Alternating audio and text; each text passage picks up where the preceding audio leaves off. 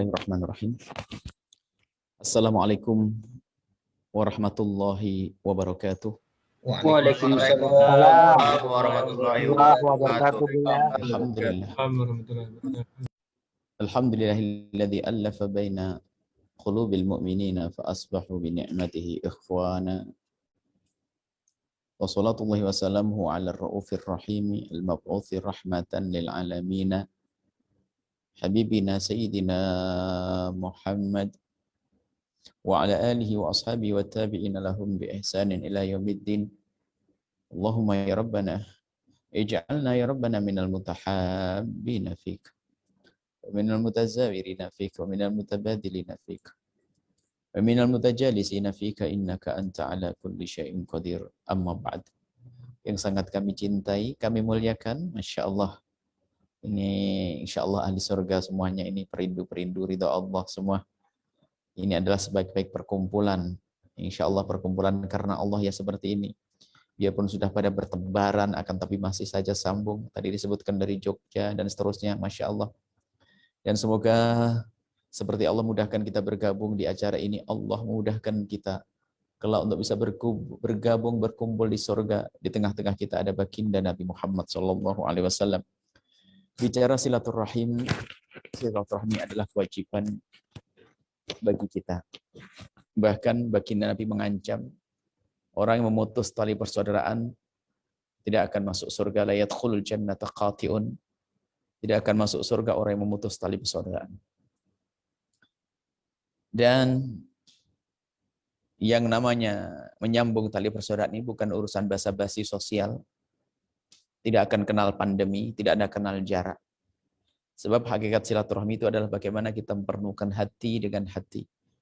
Sehingga kita menjadi orang yang saling mencintai karena Allah. Bertemunya hati dengan hati sehingga kita menjadi orang yang saling menyayangi karena Allah. Bertemu jasad tidak jaminan hati bertemu. Akan tapi jika bertemunya jasad atas dasar hati yang bertemu, maka sungguh itu sebaik-baik pertemuan. Maka kalaupun kita mengadakan pertemuan jasad, itu sebetulnya sarana menuju bertemunya hati. Kita beri hadiah sarana untuk menuju bertemunya hati agar saling mencintai. Dan Nabi mengatakan, menyebutkan bahwasanya dalam hadis tahadu tahabu, salinglah engkau memberikan hadiah, tujuannya adalah tahabu, agar kita saling mencintai. Jadi yang terpenting adalah bagaimana kita menumbuhkan kecintaan yang sesungguhnya di dalam hati kita ini. Yang dengan cinta ini kita tidak akan mencaci siapapun, tidak akan merendahkan siapapun, tidak akan menghina siapapun, tidak akan menfitnah siapapun, tidak ada menggunjing siapapun, tidak akan mengadu domba siapapun, karena kita punya cinta. Nah, saat ini yang kita tuh krisis itu. Krisis itu kita mudah disulut permusuhan di antara kita. Gara-gara pemilihan presiden pun berantem, gara-gara pemilihan kubu berantem, gara-gara pemilihan. Itu sama-sama saudara, berbeda pendapat. Oke, tapi jangan sampai menjadi sebab permusuhan. Berbeda pilihan, iya. Semuanya punya ijtihad, punya wawasan yang terbatas, sehingga kadang mempercayai siapa yang memberitahu. Atas dasar informasi, lalu dia mencintai si A, senang kepada si A, memilih si A, kemudian satu si B. Itu wajar dalam hidup ini. Akan tapi yang tidak boleh adalah kita saling merendahkan, saling mencaci. Nah, ini dalam hidup kita ini sudah biasa dengan gaya-gaya semacam itu. Sehingga hati kita tuh diam-diam sudah rusak, senang dengan kebencian. Mudah bermusuhan. Maka sekarang harus kita di hari Lebaran ini betul-betul gimana sih silaturahmi yang sesungguhnya agar kita tuh benar. Silaturahmi ada dua, silaturahmi zahir dan silaturahmi batin. Silaturahmi zahir yaitu kita reuni, kunjungan dan sebagainya. Silaturahmi zahir. Tapi kalau silaturahmi zahir kita tidak benar atas dasar hati yang benar, bukan tambah baik kok, percaya. Ini kan reuni keluarga besar. Kalau di Jawa atau di Sumatera, tapi kelihatannya dari biarpun di Sumatera tadi dia bahasanya orang Jawa, banyak orang Jawa anggap saja ini di Jawa ada. Kalau di Jawa misalnya ada istilah reuni di Indonesia, rata-rata di Indonesia sudah ada biasa reuni. Apakah jaminan setiap reuni keluarga besar Pak Haji ini lalu dia bertemu hati? Oh, belum tentu. Kadang karena hatinya kotor, reuni datang ke tempat reuni keluarga nyembelih kerbau, ternyata duduk di samping dengan sepupunya atau yang lainnya. Pakai kalung, pakai gelang segala macam. Pulang ke rumah bukan tambah baik hati, ternyata hadir di majelis reuni hanya untuk mendapatkan bahan baru untuk menggunjing. Dan alangkah banyaknya semacam itu. Apalagi kita ini sudah dilatih dengan gaya gunjing, menggunjing, caci-mencaci melalui media sosial. Na'udzubillah. Baik, kalau kita ingin sukses, Ramadan ini kan kita bagaimana berdamai dengan Allah. Bagaimana Ramadan, sholat tarawih kita diperbanyak, sholat malam kita diperbanyak, puasa di siang hari. Terus kita menjaga mungkaran-mungkaran. Di bulan Ramadan kita itu berdamai kepada Allah. Lalu di bulan Syawal kita hendaknya berdamai dengan manusia yang sesungguhnya. Kan hakikat takwa itu adalah baik kepada Allah dan baik kepada sesama manusia. Orang baik kepada Allah tidak baik dengan manusia enggak dianggap oleh Allah. Allah tidak nerima. Atau baik kepada manusia enggak baik kepada Allah, bohong dia kebaikannya hanya karena pamrih dan itu merugikan orang seperti itu. Tapi orang ikhlas adalah indah. Dia berbuat hanya karena Allah. Nah, ini yang harus kita pahami makna ini. Nah, ini kita mulai hari ini, saat ini mungkin kita ingin berdamai dengan manusia. Bukan sekedar kita berdamai, yuk kita menjadi juru damai. Kita jangan membuat kalimat-kalimat menjadikan orang bermusuhan. Menjadikan orang saling bertolak belakang, saling bertentangan. Jangan. Kita harus pilih kata-kata yang tepat agar orang saling mencintai. Bahkan untuk mempertemukan dua orang berselisih, berbohong pun boleh kok jadinya. Bohong kan haram, jelek, busuk, hina. Tapi jika untuk mempertemukan dua yang saling bertentangan adalah menjadi baik. Karena mempertemukan hati itu luar biasa pentingnya. Dan itu silaturahmi yang harus kita cari, bukan hanya sekedar basa-basi sosial. Wah, ini reuni terbesar tahun ini, paling banyak yang datang dan sebagainya. Buahnya itu apa kira-kira? Maka silaturahmi ada zahir, ada batin. Batin ini yang paling penting. Maka mulai hari ini kita akan bicarakan silaturahmi secara khusus. Maka mulailah dari kita berjanji, mulai detik ini, saat ini, kita tidak boleh mencaci atau membuat orang bermusuhan. Hindari ini semuanya. WhatsApp, adu domba, bicarakan kejelekan seseorang. Banyak sudah biasa, kita sudah dilatih. Tidak tahu siapa yang kita caci, terserah, nggak penting, nggak ada urusan. Bahkan kalaupun seandainya, kita tahu Fir'aun itu kan jahat. Abu Jahal juga jahat. Namrud juga jahat. Kalau seandainya seumur hidup kita tidak mencaci mereka pun nggak dosa kok kita. Dan sekarang umat Nabi Muhammad kita caci, kita Allah. Ini hidup apa sih manusia ini? Pendidikan dari siapa itu? Caci maki, olok-olokan dan sebagainya. Fir'aun saja kalau tidak kita caci nggak dosa, kita nggak dituntut kok. Kita biarkan saja Fir'aun di nerakanya, biarkan. Cuman kita sudah biasa dengan caci maki. Maka ayo mulai hari ini kita berbenah agar hidup kita indah. Sebab apa? Kalau sudah terlatih kita dengan caci maki dan olokan dan punya konflik dengan orang di luar, dia di dalam rumah tangganya pun bakal sering konflik dengan istri, dengan anak, dengan yang lainnya. Karena memang jiwanya jiwa berantem, jiwa berontak, jiwa konflik. Kita akan menjadi, ayo berubah hari ini. Kita menjadi orang yang damai dengan sesama dan setelah itu kita menjadi juru damai. Baik, kita lanjutkan. Silaturahmi ada zahir, ada batin. Silaturahmi zahir sederhana, tapi batin yang paling istimewa. Pandemi pun kita bisa melakukannya.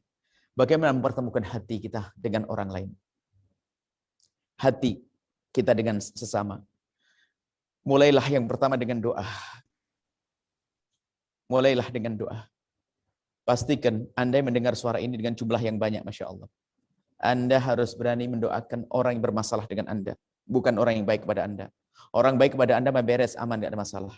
Sebab hakikat silaturahmi itu kata Nabi yaitu laisal wasil bil mukafi. Orang silaturahmi itu bukan membalas kebaikan orang, tapi orang man idza quti'at rahimuhu wasalah. Tapi orang yang nyambung silaturahmi itu adalah yang dijaili, dijahatin tambah ngebaikin. Itulah ayo kita amalkan. Oh, kita tidak sampai di sini, makanya silaturahmi kita bohongan. Masih saja berantem. Pendidikan dari Nabi. Kita dijahatin, dijailin, balas kebaikan. Maka doa. Sudah kebaikan yang paling gampang adalah doa. Pastikan kita. Dan itu untuk menghilangkan penyakit hati kita kotor. Dendam, dengki, dendam akan kita cabut dengan doa tadi. Cabut operasi berat ini. Kita mendoakan orang lain. Mungkin ada orang yang mencaci kita, mungkin menfitnah kita. Bahkan kita waktu kita habis untuk mendoakan orang-orang yang jahil kepada kita. Kadang-kadang. Yang jahat sama kita, zalim pada urusan pribadi ya, bukan urusan agama Allah, bukan urusan pribadi. Hak saya diambil, saya dicaci, saya diolok, saya direndahkan, itu hak pribadi saya.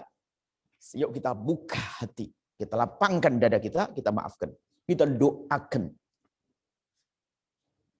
Ada orang pinjam duit kepada kita, pinjamnya Masya Allah, caranya baiknya luar biasa. Giliran ditagih, suka hilang, nggak ketemu, bahkan kadang ngomongnya juga nyelekit. Sudah begitu, apakah bisa kita doain? Kurang ajar banget, janjinya bayar sekarang, gila sampai mau umroh, saya pulang umroh enggak ini. Pandemi kita lagi susah, duit enggak. Nah, masa saya doain orang yang zalim kepada saya? Nah, berat kan?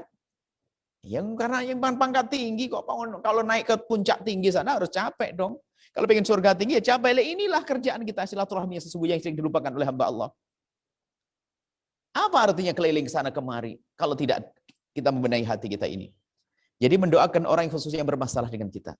Yang bermasalah kita doakan dengan doa kebaikan, doa kemuliaan. Ada yang berkata, berat, sama, Anda dengan saya sama. Kita manusia punya hawa nafsu. Nggak usah sok deh. Anda, saya mendoakan orang yang bermasalah dengan kita adalah berat. Cuman bukan berarti gara-gara berat lalu kita tidak melakukan. Oh jangan dong. Harus kita coba, kita latih. Aduh, nggak bisa. Baik. Dan memang namanya operasi, ini kan operasi berat. Kami sering memberikan istilah ini operasi. Operasi itu nggak bisa langsung krek begitu, kecuali pakai obat bius. Saya belum ngasih obat bius, makanya tadi dengar ceramah Buya ini hambar. Wah, nggak bisa doain orang kurang ajar sama saya. Ya Anda belum saya kasih obat bius nanti. Setelah ini saya kasih obat bius, Anda akan mendoakan setelah itu. Dan Anda akan lembut hati. Saya lanjutkan, dengar obat bius nih. Saya akan obat bius, buat bius mau dioperasi, ya nggak bisa. Berat, itu hanya omong kosong. Makanya Nabi itu ngajarkan macam-macam. Caranya gimana ini agar saya bisa mendoakan orang ini. Orang mengambil duit saya, adik saya ngerebut waris saya sampai saya melarat. Bagaimana saya doain baik pada adik saya? Harus, tapi berat. Harus. Saya kasih obat bius kalau begitu. Biar mudah. Nah ini sekarang obat biusnya tolong diamalkan, percaya. Dan saya dapat dari guru saya, dan ini dari guru sampai dari Rasulullah SAW obat biusnya. Agar hati kita mudah mendoakan orang yang bermasalah dengan kita, yang menyakiti Allah yang pada kita. Obat biusnya adalah hadis baginda Nabi SAW. Nanti setelah obat bius saya kasih obat nyerinya. Obat biusnya adalah dari baginda Nabi, "Ma min 'abdin muslimin yad'u li akhil muslimi 'ala dhahril ghaibi illa wa qala al-malaku wa laka bimithlin." Kalau ada seseorang mendoakan orang lain, kita doakan orang lain yang kita bermasalah dengan dia, atau dia jauh dari kita lalu atau bermasalah dengan dia. Ternyata malaikat serempak malaikat. Malaikat doanya enggak dikabul. Malaikat mendoakan apa kepada kita? Engkau dapat duluan. Allah. Sampai dikatakan para ulama, ada doa yang sangat mudah dikabul oleh Allah, tapi sangat dilupakan oleh hamba Allah, yaitu mendoakan orang yang bermasalah dengan dia. Ini mendoakan di saat seperti itu, mendoakan orang yang bermasalah dengan kita, itu lebih cepat dikabul daripada kita doa di depan multazam sana. Umroh, tapi hati kita nggak benar. Sampai ke guru kita punya guru gitu, kalau kamu punya hajat berat, ente cari orang yang dolim kepadamu, doakan. Kamu akan lihat jawabannya di esok hari. Dan memang betul. Sampai kadang kita guyonan dengan istri, Buya, nggak ada yang ganggu kita nih, buat bahan doa nih. Nggak ada yang ganggu nih. Jadi jangan sampai diganggu orang, lalu kita menjadi gelisah, kita akan kenal Allah. Waduh, kita didolimi sama orang ini. Kesempatan.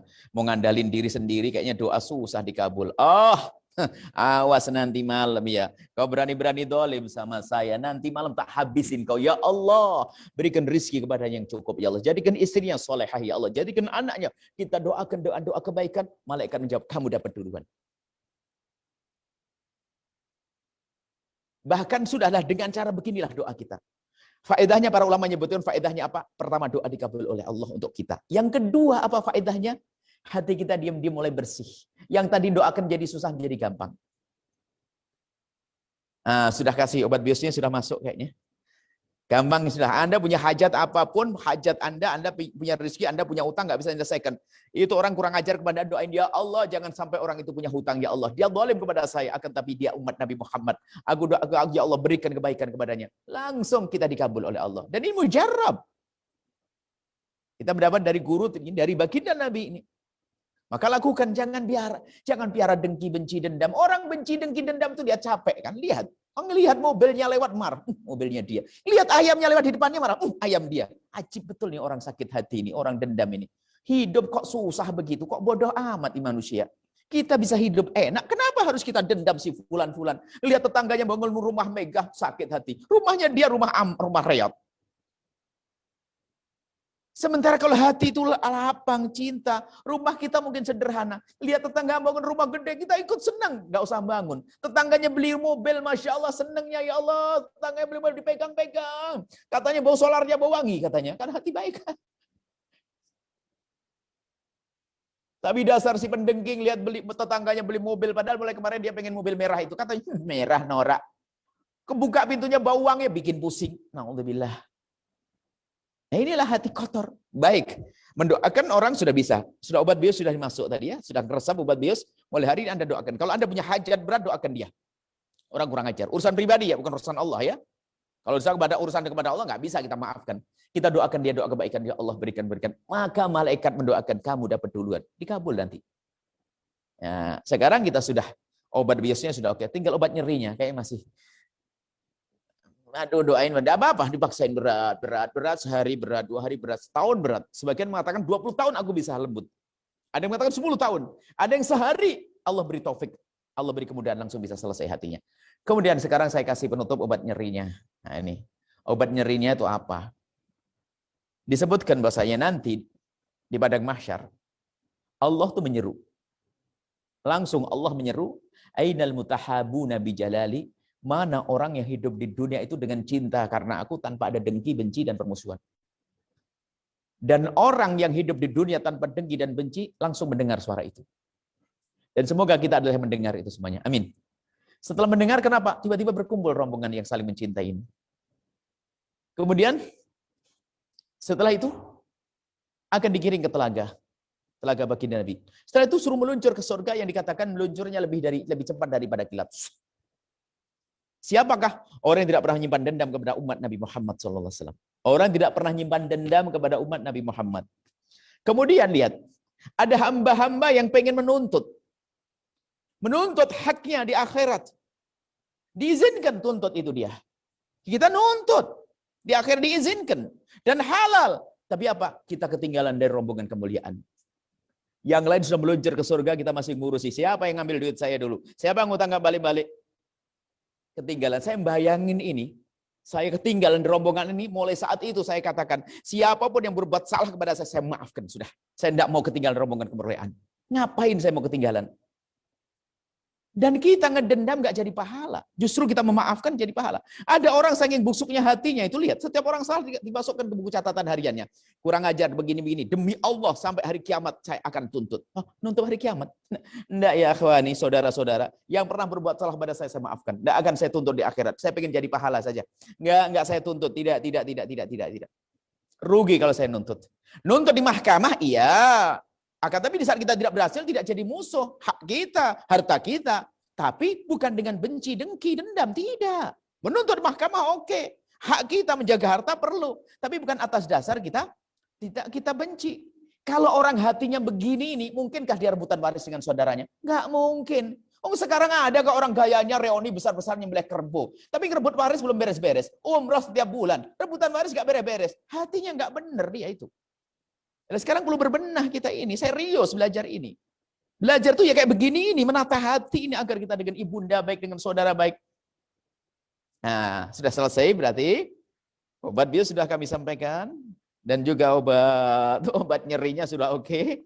Insya Allah setelah ini kita akan jadi orang yang damai. Dengan siapapun kita akan mudah memaafkan. Nggak ada perlunya. Kalau masalah dicaci dan dimaki, orang menganggap kita itu biasa kita hidup dengan. Kecuali Anda hidup di hutan belantara sendiri, hidup sama monyet. Nggak ada yang menyalahkan. Apalagi semakin Anda pangkatnya tinggi, semakin orang terkenal, itu wajar hantaman-hantaman. Pohon semakin tinggi banyak terpaan angin, itu biasa. Kecuali Anda hidup di hutan atau hidup di tempat sepi, nggak ada yang ganggu. Resikonya Anda memilih untuk menjadi orang sukses, banyak orang mendengki. Tapi harus tata hati agar kita tidak membenci, tidak mendendam kepada siapapun. Inilah silaturahmi kita saat ini. Kemudian, di sana ada silsilah selanjutnya. Setelah kita menata hati ini ada yang perlu kita cermati, ada sebab-sebab orang memutus tali persaudaraan. Masih ada waktu? Baik. Ada ini kami singkat saja. Singkat saja, nanti mohon jadi bahan renungan. Mungkin ada asatid yang ikut hadir di sini, lanjutkan renungan-renungan ini. Ini renungan ini kami hadirkan 10 di malam iktikaf 10 Ramadan, kami jadikan renungan dari awal 10 hari itu awal akhir rentetan. Renungan-renungan untuk ini semuanya. Silaturahmi yang sesungguhnya ini. Di antaranya kami hadirkan termasuk sebab putus persaudaraan itu apa? Waris. Allah. Waris. Peninggalan orang tua, na'udzubillah. Itu kan rezeki nomplok. Maka dikatakan kalau waris itu diambil dengan cara yang benar dan halal akan menjadi harta yang paling berkah. Tapi tidak semua orang mau dengan cara itu. Maunya dengan setan. Setan itu kan senang masukkan kita ke neraka. Maka hati-hati dengan peninggalan orang tua. Lihat, waris, gara-gara waris kakak adik tidak tegur sapa loh. Subhanallah. Bahkan kadang-kadang yang paling ahli ibadah dia itu yang rebut waris itu. Hati-hati. Yang paling alim bahkan. Maka urusan waris itu yang gede setannya, bukan urusan warisannya. Bahkan bukan ya orang kaya rebutan waris, si fakir pun juga bisa rebutan waris, rebutan tikar robek, rebutan meja patah kaki. Yang penting masuk neraka. Bukan saja orang bodoh, orang alim pun bisa. Seorang kiai meninggal dunia karena nggak tertata hatinya, anaknya ustadz-ustadz muda, hatinya nggak terdidik. Rebutan kantin pondok sama rebutan kos-kosan itu dia. Sampai hari ini kita menemukan nggak beres-beres. Permasalahan apa setan yang gede? Artinya apa? Mungkin saja itu penyakit masuk ke kita. Yuk kita sadar, jangan rebutan waris. Jangan sampai ada rebutan waris di keluarga kita. Maka dalam urusan waris tuh yang penting baiknya bagaimana. Itu saja, ikut petunjuk syariat. Kalaupun harus ada perselisihan, harus ada yang dolim, jangan kita yang dolim. Berat dolim itu, na'udzubillah. Di akhirat. Nggak perlu kita. Alhamdulillah kita perlu menjaga keluarga. Nggak perlu sampai kita ribut urusan rebutan waris. Oh yang adiknya, kalau memang adiknya perlu yuk kita beli. Tidak ada masalah kita beri. Ini waris, di antaranya waris banyak sekali. Bahkan kita konsultasi problem waris ini, Masya Allah, nggak habis-habis sampai sekarang. Terus macam-macam kisahnya. Na'udzubillah, ahli neraka berjalan di atas bumi. Maka kalau Anda melihat orang merebut waris saudaranya, jangan ambil menantu dia. Jangan jadikan mertua dia. Jangan nikah dengan dia. Karena dia ahli neraka berjalan di atas bumi. Sebab orang merebut waris melakukan 3 dosa sekaligus. Yang pertama apa? Yang pertama dolim kepada kakak, adiknya, saudaranya. Memutus tali persaudaraan. Yang kedua ngambil hak saudaranya. Yang ketiga adalah nyakiti orang tuanya. Dosa 3 gede. Baik, waris kita tutup. Buya punya bahasan masalah waris. Tolong dilihat nanti indahnya silaturahmi, indahnya apa ya? Silaturahmi indahnya membagi waris itu bagaimana? Cari di video Buya. Video kami itu didengar pelan. Tolong perdengarkan kepada anak-anak Anda. Sehingga suatu ketika semoga panjang umur semuanya. Kalau kita kembali anak kita tidak rebutan waris. Ada kita video tentang waris. Indah dengan membagi waris atau bagaimana judulnya lupa kami. Itu sudah kami rekam tahun lama sekali. Tapi suaranya jelas. Masalah waris, subhanallah, kita menemukan rebut waris. Bahkan suatu ketika orang ngadep kepada kami rebut waris itu ternyata yang paling jahat adalah yang paling pintar. Allah. Subhanallah, yang paling alim. Naudzubillah tidak. Jangan ikut. Lah kalau orang rebut waris itu pasti hatinya nggak nyambung. Kalau hatinya nyambung nggak mungkin. Kalau hatinya benar tadi itu yang sudah dioperasi tadi nggak mungkin rebutan waris. Yang kedua banyak sebetulnya. Yang kedua diantaranya adalah pernikahan. Hati-hati. Gara-gara pernikahan banyak orang tidak tegur sapa dengan orang tuanya, dengan adik iparnya. Maka rumus kalau Anda ingin sukses, rumus keberkahan orang tua, keberkahan persaudaraan. Maka hei suami, bantu istrimu agar semakin hari semakin baik dan dekat dengan bapak ibunya serta adik-adiknya. Hei istri ahli surga, bantu suamimu agar semakin hari semakin baik dengan bapak ibunya dan adik-adiknya. Ini pengalaman kami dalam mengurusi masyarakat umat ini yang sering konsultasi itu. Ada suami itu kalau melihat istrinya bantu ibunya sendiri itu marah dia. Ada istri kalau lihat suaminya transfer ke ibunya itu sudah ngedumel dia, Masya Allah. Ini model-model orang begitu tuh. Ada, na'udzubillah. Pernah suatu kita datang kepada kami seorang wanita, sudah umur 35 atau menjelang 40 gitu. Tiba-tiba dia cerita, Buya, saya itu kan baru dapat PNS 35, belum lama, masih muda, terlalu tua. Saya sudah dapat gaji sendiri. Terus? Kemudian juga, alhamdulillah suami saya juga ngasih nafkah sih. Terus apa Ibu? Buya, bagaimana sih hukumnya kalau saya ngasih bantu ibu saya? Ibu saya kan fakir. Ibu saya punya anak, saya punya adik perempuan masih sekolah. Saya punya adik 1 masih sekolah. Gimana Buya hukumnya kalau saya memberi kepada ibu saya tanpa sepengetahuan suami saya? Saya tanya, itu duit siapa Ibu? Kalau duit suami haram seorang istri mengeluarkan duit suami tanpa izin suami. Oh bukan duit saya Buya, duit saya. Baik, kalau duitnya ibu boleh kasihkan kemana saja. Apalagi dikasihkan kepada ibunda sendiri sangat boleh.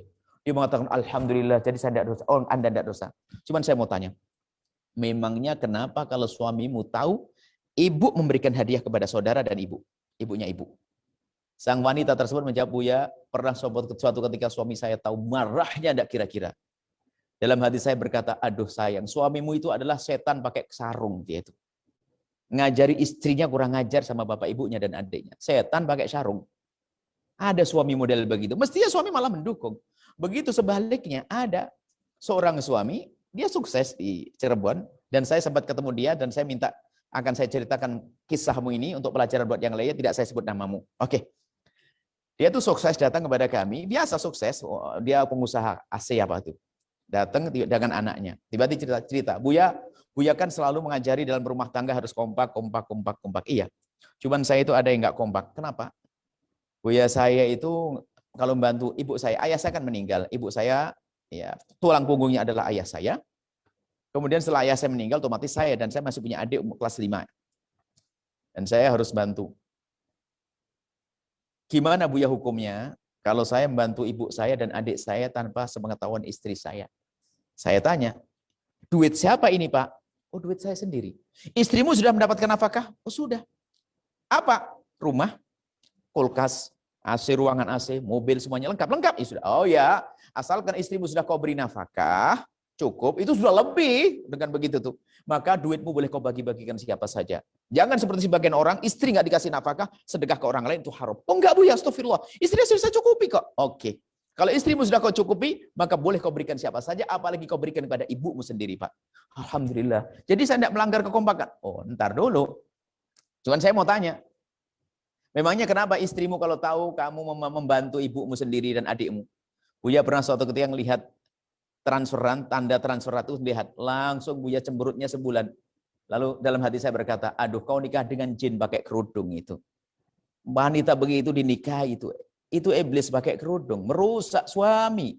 Maka kami sampaikan, hei para suami, kalau Anda punya istri yang baik dengan bapak ibunya dan adik-adiknya, maka Anda punya istri berkah, akan melahirkan anak-anak penuh berkah. Hei istri yang solehah, kalau Anda punya suami yang ternyata dia baik, tidak pernah memutus tali persaudaraan, baik dengan bapak ibunya dan adik-adiknya, maka ketahuilah suami Anda penuh berkah, hidup Anda akan indah. Kemudian setelah itu apa? Ini harus kita perhatikan ini.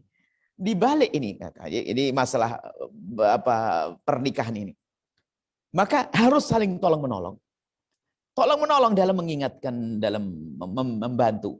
Bahkan ada ini, membantu untuk berbakti. Bahkan suatu ketika ada, istri kalau sudah suami telepon sama adik-adiknya sudah mulai cemberut. Dek, liburan ke rumah abang ya? Iya bang, nanti bawa semua adik-adik bawa. Ini istri yang sok cemberut di belakang. Dijamin, rumah kotor, kulkas habis, isinya habis. Na'udzubillah, ini perempuan model apa? Nemu di mana itu? Di Facebook kali itu ya. Orang kayak begitu tuh. Kemudian ada seorang laki-laki juga begitu. Kalau suami istrinya sudah manggil adik-adiknya, langsung protes, dia nginep di hotel, nggak mau kumpul sama adik-adiknya, protes. Na'udzubillah. Itu bukan Anda semuanya. Akan tapi kami sampaikan supaya Anda tidak kepeleset ke sana. Anda ahli surga semuanya ini. Anda ahli surga semuanya. Insya Allah. Masih banyak sebab-sebab, diantaranya adalah beda ayah, beda ibu. Ini juga nanti masih banyak kisahnya. Beda ayah, beda ibu juga menjadi sebab permusuhan kadang-kadang. Mohon maaf misalnya, ayahnya meninggal dunia. Ibunya lalu menikah lagi, punya anak. Anak bawaan anaknya ibunya sendiri seolah anak orang lain. Bermusuhan, dibedain. Nah, naudzubillah. Banyak. Tidak kami sebutkan semuanya karena waktu. Insya Allah ada kesempatan untuk kita bertemu lagi. Insya Allah dalam menata hati kita. Agar kita tidak punya permusuhan. Akhirnya hidup kita indah, damai. Seperti katakan kita seperti sudah di surga, belum masuk surga. Insya Allah ini saja yang bisa kami sampaikan. Yang mau ditanyakan, dipersilahkan atau apa kira-kira. Masya Allah. Terima kasih ya, atas tausiahnya. Luar biasa sekali nih, ya. Bapak dan Ibu silahkan yang akan bertanya bisa mengklik raise hand atau angkat tangan, nanti saya atur lalu lintasnya. Sebelum itu ada Mas Waluyo Aji. Silahkan Mas Waluyo Aji, di unmute speakernya, ditanyakan ke Buya dengan singkat. Silakan. Terima kasih Mas Awang. Assalamualaikum warahmatullahi wabarakatuh. Waalaikumsalam. Buya Yahya. Assalamualaikum Saya orang Cirebon ini. Oh Masya Allah. Aduh tetangga nih. Ya, jadi Pak Buya, ini saya ingin bertanya. Zaman sekarang ini kan sangat terbuka banget. Sangat mudah kita mengakses media gitu ya. Dari YouTube lah, kemudian Instagram dan sebagainya. Kemudian sangat mudahnya itu sehingga saya lebih mudah melihat para ulama-ulama, dan banyak banget itu ulama yang dari inilah, dari itulah. Yang saya bikin prihatin dan bingung, jujur saya mungkin tingkat pengetahuan agama belum banyak gitu ya, justru sedang belajar.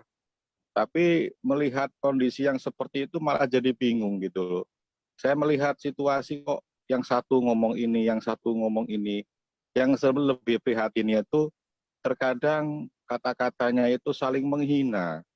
seperti yang tidak Buya sampaikan tadi, justru dengan kita itu kalau bisa menerima orang lain, hati kita itu lapang, kemudian gak ada rasa benci, indah hidup ini rasanya. Tapi kok melihat situasi ini saya jadi bingung sendiri, Pak Buya. Minta pencerahannya Pak Buya, itu aja pertanyaan saya. Terima kasih. Assalamualaikum warahmatullahi wabarakatuh. Salam, Mas. Terima pertanyaan yang luar biasa. Baik, subhanallah. Memang media itu adalah luar biasa mempengaruhi orang. Dan di sana juga ada orang bermain. Bermain untuk diantaranya adalah memang membuat kerincuan itu ada. Mungkin kalau kita langsung kembali kepada ustadznya langsung tidak separah itu. Sebenarnya ada media memotong-motong. Saya punya video banyak dipotong-potong oleh orang. Makanya kalau ingin kembali kepada kami langsung ke Al-Bahjah TV sama Buya Yahya TV. Banyak dipotong-potong, diadu domba dan sebagainya. Memang ada orang sekarang kan ada namanya setan viral itu, sama setan trending sama itu kan. Jadi ingin mencari itu semua orang buat apa saja. Ingin ngadu domba. Makanya kita belajar melalui media asal juga nggak benar. Hanya topik indah lo kita ambil enggak. Maka paling indah belajar itu tetap saya kembalikan pada cara dulu. Belajar kepada orang ustadz di kampung kita yang ngajari kita. Itu lebih murni, nggak macam-macam. Cuman kadang orang itu sudah gaya hidup kita itu sudah tercemari dengan senang dengan ketenaran, dengan kemasyhuran, sehingga kalau ustadznya nggak masyhur kayaknya nggak keren deh menuntut ilmu. Padahal di kampung kita yang ngajari fikih, ngajari sholat itu yang sibuk di saat mbah kita meninggal ya dia. Itu gara-gara kenal ustadz terkenal saya sudah tidak karu-karuan sudah. Ini permasalahan kita ini, kita sendiri cara belajar tuh jangan latah gampang terpesona dengan model-model media. Nah, Anda betul nilai batin Anda kerinduan untuk baik betul, akan tapi Anda menemukan kendala. Berarti Anda ini akan diselamatkan oleh Allah. Pernah suatu ketika, mohon maaf saya biasanya kalau jawab panjang itu karena tidak puas kalau tidak tuntas itu. Pernah suatu ketika saya ke kampung, satu kampung itu. Saya disambut kayak orang tidak bisa jalan. Wah, mau dipandu segala macam. Wah, serame-rame. Rumah disambut sampai dudukan di rumah, ya rumahnya tuan rumahnya. Akhirnya kita bilang, kenapa kok? Ayo langsung dimulai. Oh, ntar Buya nunggu kiainya. Saya bangganya ngelihat orang kampung masih menghormati kiainya. Akhirnya setelah itu, tiba-tiba saya sambil makan kacang rebus begitu, saya ambil kan di kampung saya suka memang begitu-gitu yang begitu-gitu. Saya lagi makan tiba-tiba apa? Saya ngelihat ada orang datang tiba-tiba langsung dia naik ke atas. Loh, mana kiainya? Itu. Ajib. Kiainya tidak dikenalkan ke saya dan tidak disambut seperti menyambut saya. Ceramahnya langsung berubah saya di mimbar. Bahkan saya terang-terangan tidak akan beruntung satu kaum yang tidak bisa menghormati gurunya sendiri. Termasuk ini kampung yang ada di sini tidak akan beruntung kalau tidak menghormati gurunya. Anda ketemu saya seumur hidup baru sekarang. Dan setelah ini pun belum tentu ketemu dengan saya. Tapi saya tadi bangga Anda menghormat ulama, menganggap saya ustaz lalu Anda menghormati saya. Tapi setelah saya melihat seorang kiai tidak dihormati, saya kecewa. Tolong kembali kepada ustadz di kampung. Yang kalau orang tua Anda meninggal, siapa yang merawat dia? Bukan saya. Anda ketemu saya belum tentu. Nah inilah. Kadang-kadang terkagum dengan orang yang sudah kelihatan di televisi, kelihatan di YouTube, itu langsung luar biasa, terpesona. Lupa dengan kiai kampung yang ngajari bab sholat, bab wudhu, dan sebagainya. Itu wali yang tersembunyi itu. Saya hormat, saya cium tangan mereka. Saya ketemu orang-orang sembunyi itu luar biasa. Saya minta doakan biar saya selamat. Bahkan kalau seandainya dakwah nggak harus terkenal, disebut itu lebih enak, aman. Jadi Anda betul sekali pertanyaan luar biasa. Anda jangan latah mengambil video-video, akan tapi harus ngambil link ustadz yang sudah jelas. Misalnya Anda sudah kenal ustadz yang sudah benar, ini dengan lembut, manhaj yang lembut, indah, Anda sambung dengan dia. Bukan sambung saja dengan ilmu saja, Anda sambung dengan programnya, Anda sambungin. Ustadz yang ada di tempat Anda sana. Nggak harus jauh-jauh ke Cirebon, mohon maaf misalnya. Di kiri kanan Anda sana, yang lembut hati, ini penting sekali. Kalau masalah caci maki, bisa saja beliau tidak mencaci maki, akan bisa saja diadu. Akan tapi kalaupun mencaci maki, bisa saja dia salah. Tapi tidak boleh kita tiru caci makinya. Jadi betul yang Anda sampaikan, subhanallah, benar. Ada ustaz caci maki dan sebagainya. Itu bukan manhaj saya. Bahkan saya pun kadang kalau ingin dimasukkan ke sana, Buya tolong seorang artis begini. Enggak, saya tidak mau komentar. Saya belum tentu bisa minta maaf kepada artis tersebut. Pejabat bagaimana? Saya juga belum tentu. Saya tidak pernah ketemu dengan mereka. Saya tidak pernah duduk dengan artis, saya tidak pernah duduk dengan pejabat. Saya tidak pernah keluar rumah bahkan. Saya minta maafnya susah. Jangan dibawa saya ke sana. Sehingga banyak kita digiring dengan pertanyaan-pertanyaan. Untuk nanti bakal dijual nanti ketemu diadu sana, diadu sini. Masya Allah. Wah, ini yang main di media luar biasa. Makanya YouTube itu kemudahan satu sisi juga media itu adalah satu sisi adalah juga masuk neraka paling cepat. Maka Yang paling selamat seperti apa? Seperti yang bertanya tadi. Sadar, ternyata banyak racunnya di sana. Anda sadar, maka ayo kembali kepada cara belajar yang benar. Maka kami himbau kepada masjid-masjid itu, tolong datangkan ustadz yang benar-benar manhajnya jelas lembut, tidak suka caci maki. Jangan diajari orang caci maki. Nggak perlu ambil yang lembut yang indah. Kita perlu menata hati umat ini. Nah, kita perlu menata hati umat. Baik, betul yang Anda sampaikan. Maka kita pengen mungkin kembalikan Anda kepada ustadz di kampung-kampung Anda. Nggak usahlah dalam ngaji itu gaya tren-trenan. Ngayo, wah saya kenal dengan ustadz yang sering di televisi, yang di YouTube, yang subscribernya sudah begini. Nah, enggak, bukan itu. Anda ingin selamat. Sekarang ada loh gaya, apalagi nanti perusahaan yang kelas tertentu ini ngundangnya ustadz-ustadz terkenal. Bukan ustadz-ustadz membawa kepada kemuliaan hati. Saya pun sebenarnya bertanya nih, Anda ini undang saya itu karena Anda ngeliat di YouTube atau Anda? Ini kan pertanyaan ini. Kalau hanya di YouTube saya hapus itu YouTube.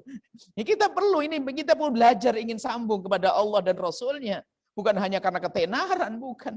Bahkan saya kadang-kadang berkhayal kalau seandainya tiba-tiba dunia ini oleh Allah rubah, YouTube semuanya mati, media sosial mati, balik kayak zaman dulu, selamat umat ini. Insya Allah.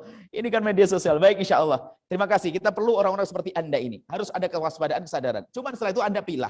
Yang suka caci maki Anda pinggirin saja sudah, tanpa harus Anda ikut mencaci, tanpa harus Anda karena mungkin waktu mencaci itu potongan ceramah kadang-kadang dalam kondisi tertentu. Sebenarnya dia berasa mencaci maki, Anda pinggirin dulu. Anda cari yang lembut saja. Karena kita itu hati itu gampang terpengaruh. Makasih, Masya Allah, pertanyaan yang bagus sekali. Ini sesuai dengan silaturahmi, betul ada caci maki, Allah akan tapi apa?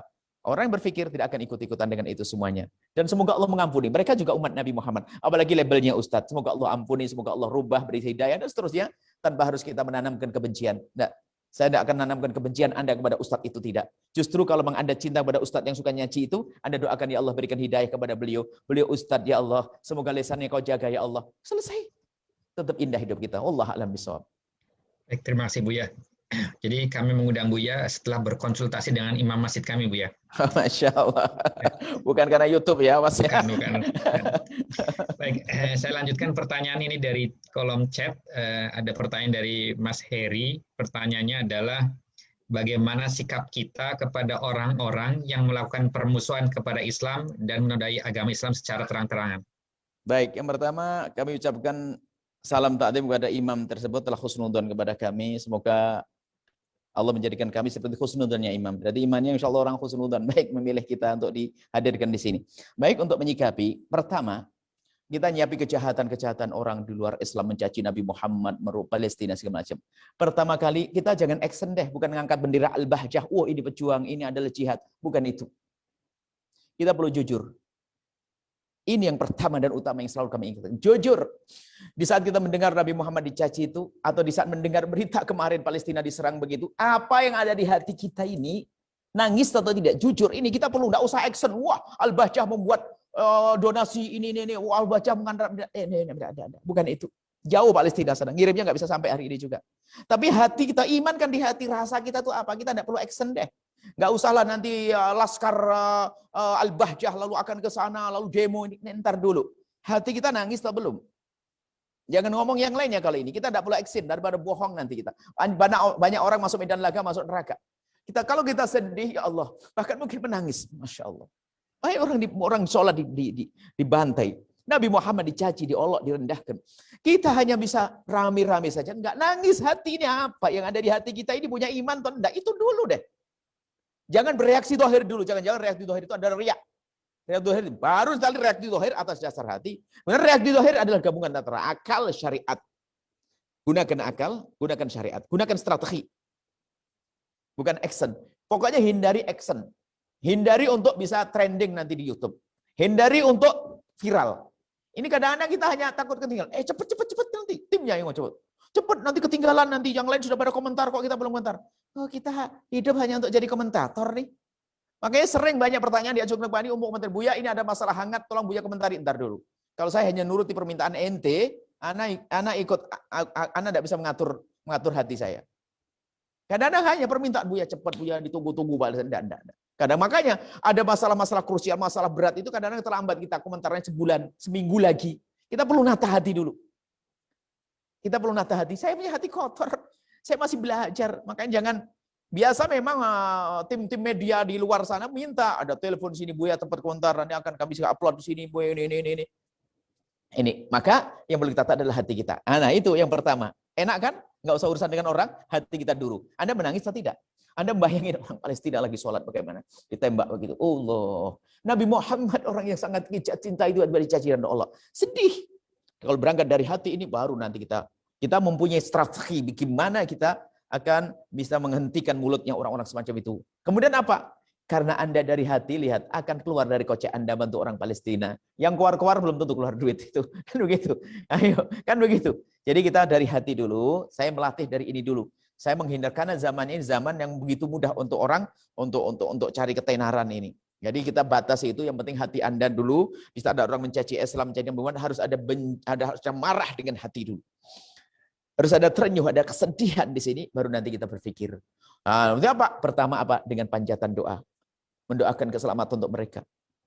Kemudian setelah itu, kita mengirim rezeki kita.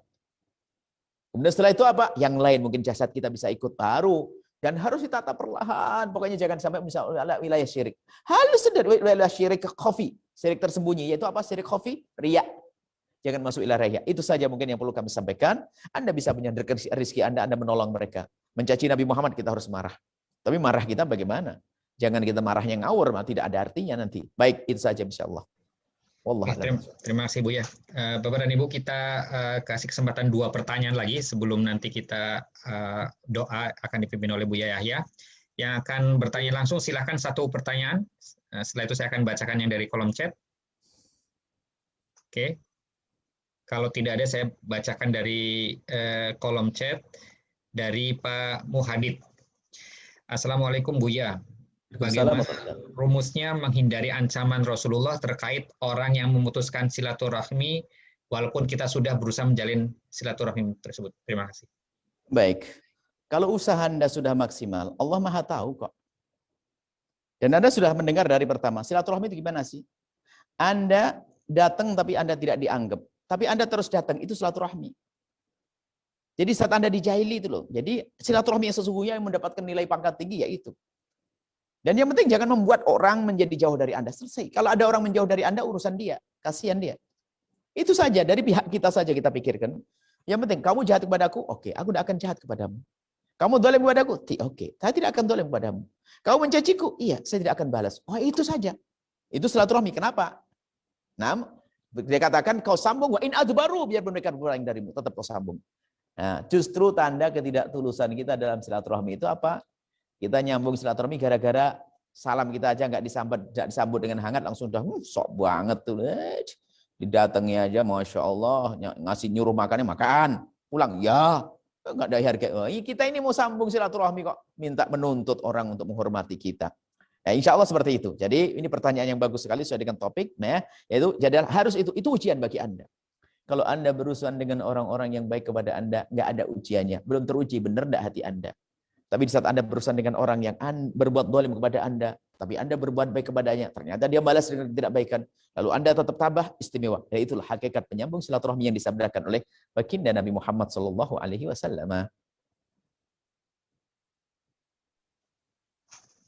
Terima kasih, Buya. 1 pertanyaan terakhir dari Bapak Ibu secara langsung, silakan kalau ada. Oke, dari Kang Susantana, silakan Kang. Baik, terima kasih Buya. Assalamualaikum warahmatullahi wabarakatuh. Assalamualaikum warahmatullahi wabarakatuh, Masya Allah. Terima kasih. Jazakallah atas ilmunya Buya. Pertanyaannya terkait dengan bahwasannya kita kalau bersilaturahmi itu melapangkan rezeki, kemudian bisa memanjangkan usia. Sementara sebagaimana kita ketahui bahwasanya usia dan rezeki itu sudah ditetapkan di Lauhul Mahfuz. Mohon pencerahannya Buya. Baik, Masya Allah. Kita harus mengerti makna. Sebagian ulama mengatakan akan dipanjangkan secara sesungguhnya dan juga pemanjangan sudah ditulis di Lauhul Mahfuz. Jadi gini loh ya. Doa itu adalah usaha, tidak akan merubah apapun. Seperti halnya kita mengambil air, ini usaha.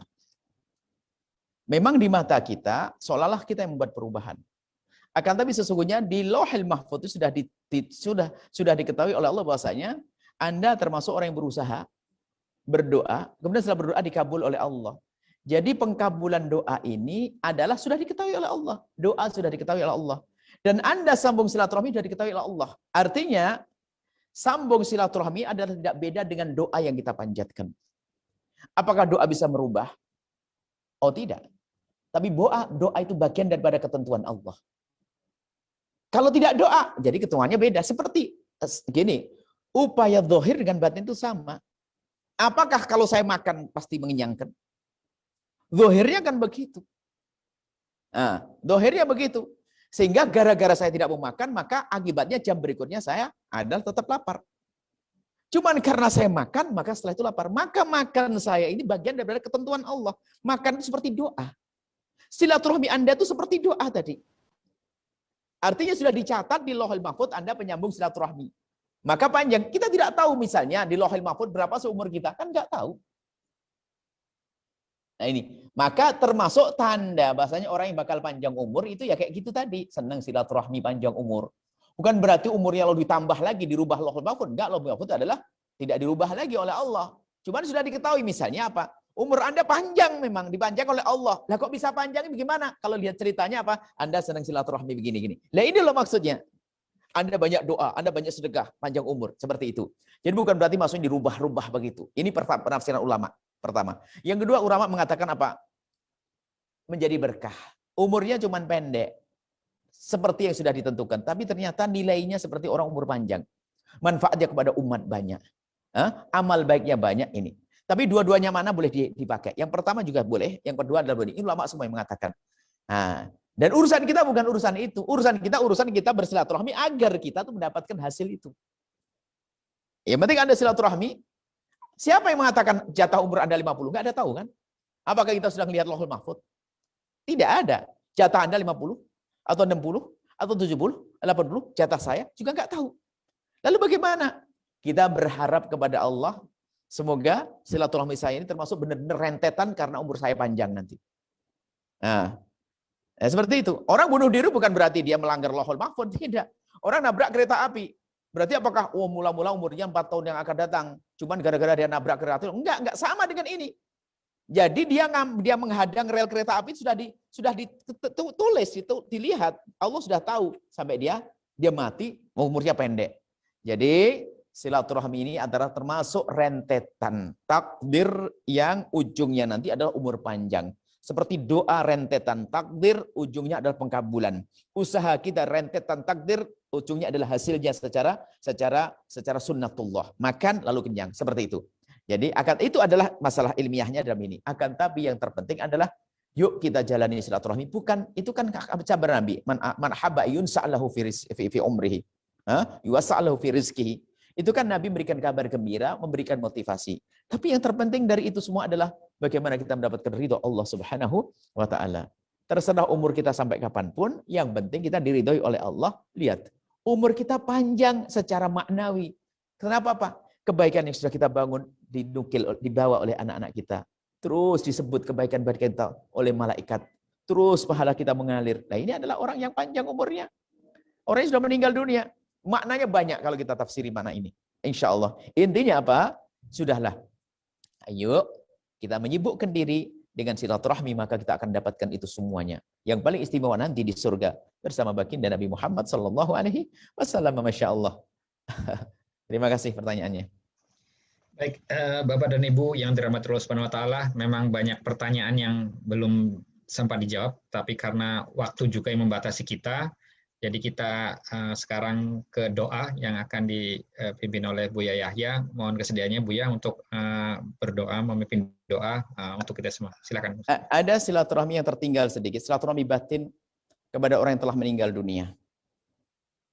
Ini kadang-kadang ada orang yang terlanjur menyesal, saya kurang baik dengan adik saya jahat dan dia sudah meninggal dunia. Atau saya kurang bakti pada ibunda saya, ayahanda saya. Saya pun tobat pun baru mengumpul dengan perkumpulan di perkumpulan ini saya baru, sehingga saya baru sadar saya belum sempat silaturahmi dengan ibu saya, ayah saya banyak dosa. Bagaimana? Nah, ini kita terlupakan tadi kita sampaikan. Jadi masih bisa Anda sambung silaturahmi dengan, mungkin Anda pernah dolim kepada adik-adik Anda, mungkin kepada saudara, bahkan kepada ibunda. Kalau masih bisa, yuk sambung silaturahmi kepada beliau-beliau dengan cara sambung silaturahmi kepada siapa? Dengan orang yang dekat dengannya. Mungkin kita pernah dolim kepada paman kita, yuk kita perhatikan anak-anaknya. Kita berdolim kepada saudara kita. Setelah meninggal kita perhatikan adik-adiknya. Orang tua kita, Masya Allah, kita belum sempat berbakti. Sudah keburu menghadap kepada Allah. Saya ingin berbakti, maka caranya 3 hal ini. Ini caranya untuk berbakti kepada orang yang telah mendahului kita. untuk silaturahmi orang tua mendahului kita, yang pertama apa? Ini hakikat. Jangan Anda berdoa kecuali Anda bawa orang tua Anda dalam doa Anda. Pastikan. Ini yang pertama. Doanya untuk orang tua yang meninggal itu gampang. Allah firlah warhamha. Ya Allah ampuni beliau dan berikan kasih sayang. Selesai. Tapi dengan khusyuk, ya Allah ampuni orang tua kami, ayahanda kami, ibunda kami. Dan berikan kasih sayang. Selesai. Yang kedua adalah berbuat baiklah dengan orang yang dibaiki oleh orang tua kita. Adik-adik kita. Ingat itu adalah anaknya ibunda saya. Anaknya ayah saya. Itu adalah pamannya. Itu sambung, kita cari itu. Ingat orang tua. Kalau itu adalah saudara-saudara. Anak saudara. Yang ketiga ini yang paling mudah. Adalah potong rezeki Anda, lalu Anda sedekahkan ke tempat yang baik, lalu niatkan untuk orang tua. Itu sambung silaturahmi kepada orang tua. Dan ini adalah sangat berkah, mudah. Rezeki akan dilapangkan oleh Allah Subhanahu wa taala dengan itu semuanya. Dan sebelum doa, kami titip. Alhamdulillah, ini juga yang ada di sini sepertinya pada sudah tahu tentang program pesantren Al-Bahjah yang ada di Duri. Dan itu juga banyak dari teman-teman yang dari ini rombongan ini yang bersama Anda semuanya ini yang membantu-bantu. Kemudian ada yang satu di Pekanbaru. Pekanbaru sudah ada santrinya. Dan harapan kami Duri itu segera kirim santri juga. Dan semoga Allah mengirim ahli surga. Mohon doanya. Doakan sederhana doanya. Dan tolong dengan sangat.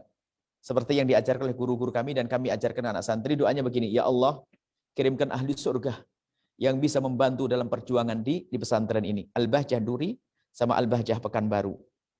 Ini ada dua tempat Al-Bahjah kita. Ya Allah, kirimkan ahli surga, ya Allah. Kirimkan ahli surga. Nanti Allah akan kirim ahli surga. Tidak akan datang kecuali ahli surga, insya Allah. Ahli neraka membantu nggak bisa-bisa, insya Allah. Jadi mohon nanti kami titip ini, mohon disampaikan kepada yang lainnya. Kita pengennya cepat pembangunan itu segera terlaksana. Dan kami yakin banyak ahli-ahli surga di tempat ini. Dan Anda semuanya insya Allah bisa digotong bersama agar kita segera bisa ngirim santri ke sana. Harapan kami karena santri di pusat, di Al-Bahjah pusat itu terlalu banyak. Jadi kita nggak bisa menampung. Kita nerima setiap tahun hanya sekitar 1000 berapa saja. Kita bisa kurang tempat. Maka kami himbau. Insya Allah ini ahli surga semuanya. Dan mungkin nanti bisa diskusikan tim. Bisa kalau belum tahu Duri. Pesantren kita ada Al-Bahjah Duri. Kemudian Al-Bahjah Pekanbaru. Kan Pekanbaru Masya Allah. Bahkan dari Pekanbaru juga kalau tidak salah satu pejuangnya adalah keluarga besar dari Pak Chevron ini. Apa? Betul ya? Apa perusahaannya? Betul, ya, Chevron. Chevron. Bahkan di antara mereka ada keluarga besar dari sini. Yang ikut bantu. Ayo ajak yang lainnya. Jangan Anda berbuat baik sendiri. Berjuang. Ayo bismillah. Kita pengen buat istana nanti di surga nanti. Pesantren kita bangun atas dasar kelembutan, indahan untuk jadi juru dakwah yang lembut seperti kita sampaikan tadi. Masya Allah. Semoga ada adalah pejuang-pejuangnya. Baik, mari kita tutup dengan doa. Bismillahirrahmanirrahim. Alhamdulillahirabbil alamin. Allahumma shalli ala sayyidina Muhammad wa ali sayyidina Muhammad. Allahumma ya Allah, pandang kami dengan kasih sayang dan cinta dari-Mu ya Allah. Kami mohon semua yang telah bergabung nih ya Allah pada acara ini. Seperti Engkau memudahkan kami dalam bergabung. Mudahkan hati kami untuk saling bertemu. Jadikan kami hamba yang saling mencintai karena-Mu ya Allah. Ya Allah, jadikan kami hamba yang saling mencintai karena-Mu ya Allah. Jauhkan kami dari kebencian, kedengkian, serta dendam. Dan kami mohon ya Allah, jika ada orang berbuat salah kepada kami, zalim kepada kami, menyakiti kami, aniaya kepada kami, menfitnah kami mohon ya Allah, ampuni dia. Karena dia umat kekasih-Mu Nabi Muhammad. Jangan hukum dia ya Allah. Kami tidak rela kalau mereka masuk neraka ya Allah. Ampuni ya Allah. Dan berikan hidayah ya Allah. Dan kami mohon jika ada seorang hamba yang pernah tersakiti hatinya oleh lisan kami mohon ganti dengan segala kebahagiaan dan kebaikan di dunia dan di akhirat. Ya Allah, sungguh kami tidak ingin menyakiti siapapun. Akan tapi kelemahan lisan kami, Allah, telah menyakiti hamba-Mu, maka lapangkan hatinya. Berikan segala kebaikan dan mudahkan mereka memaafkan kami. Ya Allah, dan jadikan hidup kami indah. Wujudkan keindahan dalam rumah tangga kami, suami istri yang saling mencintai karena-Mu, ya Allah. Dengan anak yang soleh-solehah yang dibanggakan oleh kekasih-Mu Nabi Muhammad. Dan kami mohon jaga anak-anak kami semua, ya Allah. Jadikan mereka anak-anak ahli surga, ya Allah. Anak-anak ahli surga ya Allah, dan kami mohon ya Allah, Engkau Maha tahu ya Allah tentang keadaan kami. Jika ada di antara yang ikut acara ini punya permasalahan dengan saudaranya, memutus tali persaudaraan gara-gara warisan, kami mohon ya Allah, lembutkan hati mereka sehingga mereka tidak lagi bermusuhan dengan saudaranya. Lembutkan hati mereka, mudahkan mereka untuk mengembalikan kepada saudaranya hak-haknya ya Allah. Dan jadikan mereka ahli surga. Pertemukan mereka di dunia dalam cinta dan kelak di surga. Bersama kekasih-Mu Nabi Muhammad ya Allah. Ya Allah, ya Allah, ya Allah. Jauhkan kami dari segala fitnah. Dan kami mohon ya Allah. Engkau Maha tahu ya Allah. Kami ingin terus naik pangkat, ya Allah. Kami ingin naik pangkat, maka mudahkan kami untuk berjuang. Maka kami mohon semua yang bergabung di acara ini, jadikan kami pejuang-pejuang kekasihmu Nabi Muhammad yang membawa keindahan, yang membuat damai, jadi juru damai, yang hidup damai dan jadi juru damai di dunia ini. Dan kami mohon ya Allah, kami punya perjuangan ya Allah, pesantren-pesantren yang kami bangun. Kami mohon ya Allah, kirimkan ahli surga yang bisa berjuang bersama kami. Kirimkan ahli surga yang bisa berjuang bersama kami ya Allah. Kirimkan ahli surga yang bisa berjuang bersama kami, dan kami mohon jadikan kami bersama mereka. Jangan tinggalkan kami ya Allah. Dan jika kami lemah, berikan kekuatan. Jika rezeki kami sempit, lapangkan ya Allah. Jika kami sering sakit, berikan kesehatan untuk berjuang ya Allah. Dan kami mohon ya Allah, panjangkan umur kami dalam ketaatan serta sehat walafiat. Dan kami berkailah keluarga yang berkumpul di sini Allah. Berkailah keluarga mereka, keturunan mereka, rezeki mereka, rumah mereka, perusahaan yang jaga semua ya Allah. Dan kami mohon berikan kepada semua umur panjang dalam ketaatan serta sehat walafiat, dan berikan kepada kami semua husnul khatimah, mati dalam keadaan iman. Dan kami mohon ya Allah, jadikanlah ucapan kami di akhir hayat kami kelak, saat Engkau hendak mencabut nyawa kami ingin saat itu ya Allah, hati dan lidah kami mampu mengucapkan kalimat agung dan mulia, la ilaha illallah Muhammad Rasulullah, la ilaha illallah Muhammad Rasulullah sallallahu alaihi wasallam, la ilaha illallah Muhammad Rasulullah sallallahu alaihi wasallam, rabbana atina fid dunya hasanah wa fil akhirati hasanah wa qina adzabannar, wa sallallahu alaihi sayyidina Muhammadin wa ala alihi washabbihi wasallam, walhamdulillahirabbil alamin. Al-Fatihah. A'udzubillahi minasyaitonir rajim. Bismillahirrahmanirrahim. Alhamdulillahirabbil alamin. Iyyaka na'budu wa iyyaka nasta'in. Shiratal ladzina an'amta 'alaihim ghairil maghdubi 'alaihim waladdallin. Amin ya rabbal alamin. Dan juga kami sampaikan bahasanya kami dengan Anda semuanya ini, dengan Al-Bahjah ini banyak program-program. Ada pendidikan formal SD, SMP, SMA. Ada juga non-formal santri, ada media, kita banyak radio-radio. Kita punya banyak radio-radio di Batam, kita juga ada di Banjar, ada di mana. Pondok kita juga, pondok kita semuanya, bukan pondok saya. Banyak cabang-cabangnya, ada di Batam juga ada, termasuk di Pekanbaru dan sebagainya. Kami seru kepada semuanya. Ayo bergabung, dan bergabung jangan ketinggalan dalam program kemuliaan. Dan semoga Allah milih Anda semuanya, dan jangan lupa doakan kami, dan kami mohon maaf. Assalamualaikum warahmatullahi wabarakatuh.